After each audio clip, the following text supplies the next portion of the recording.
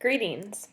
So our most recent assignment charges us with taking a look at ability grouping and essentially picking a side on this issue and determining whether or not we feel like this is an appropriate practice to be utilized in schools today.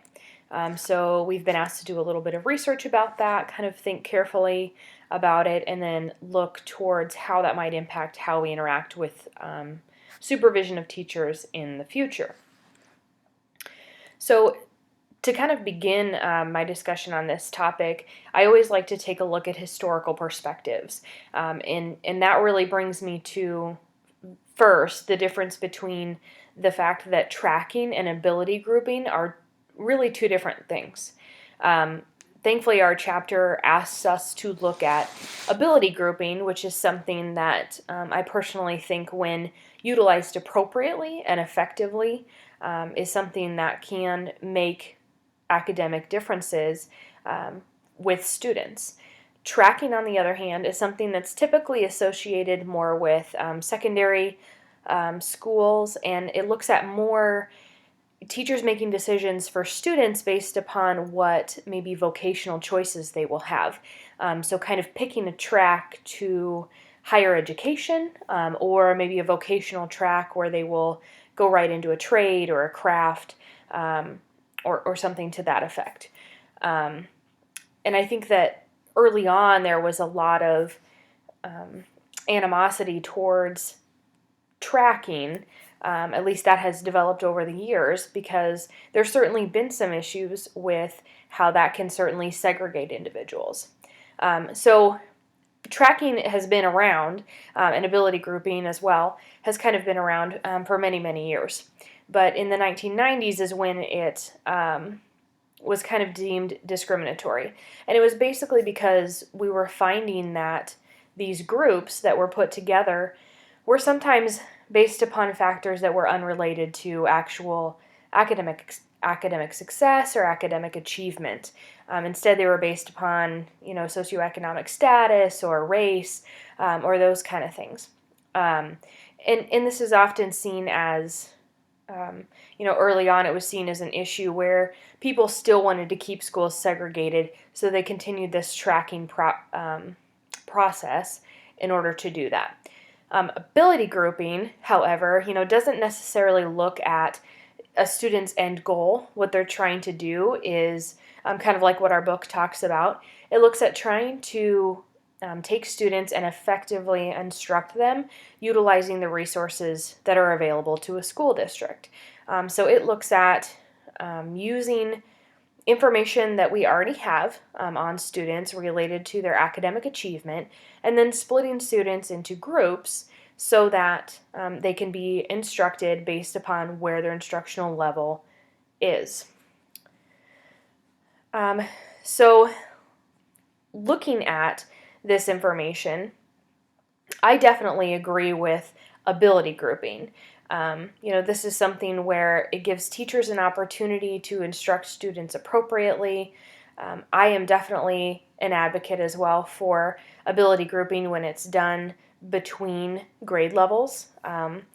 It's something that can be seen as kind of a scheduling nightmare, but I definitely think that there are some even just social emotional benefits for students who can be grouped with students at different grade levels.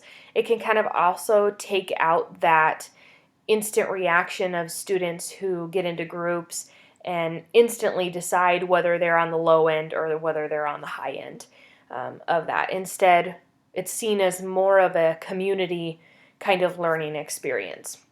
As far as ability grouping goes, however, I think there certainly needs to be some rules that are associated with that.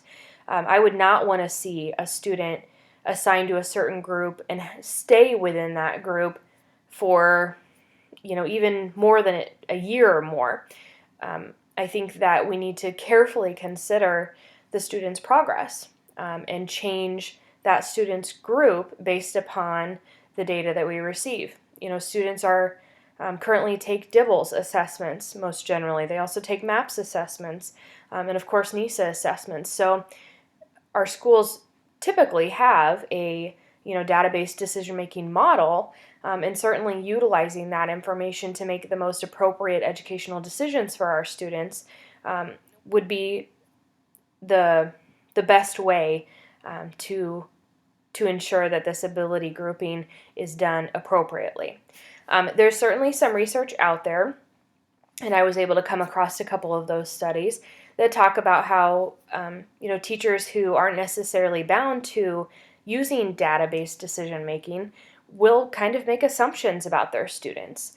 Not looking at the data, they will decide what group students need to go into, and they're not always correct on those decisions.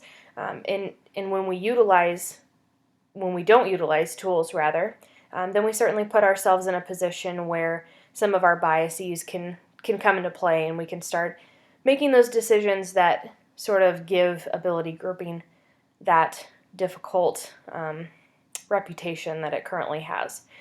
So overall, I do feel like I am for ability grouping when done appropriately, when done using database decision making. I think it's something that can definitely benefit students' achievement, and at least, if nothing else, kind of boost their confidence when they're being instructed at the level where they are instructionable. So looking forward as to how I would use this information to then supervise teachers, I would love for this to be kind of included in some way in teacher evaluation, or even something that's done by a principal or an administrator sitting within those data meetings, and just making sure that teachers are making accurate decisions.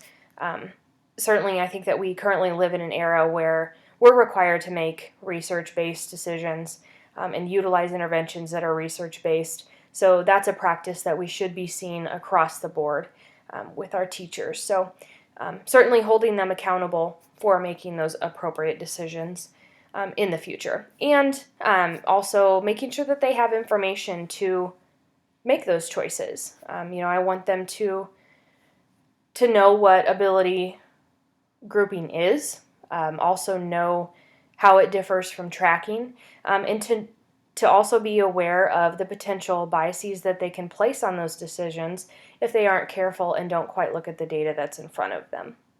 So overall, I believe that ability grouping can be successful if utilized appropriately. So thank you very much for listening.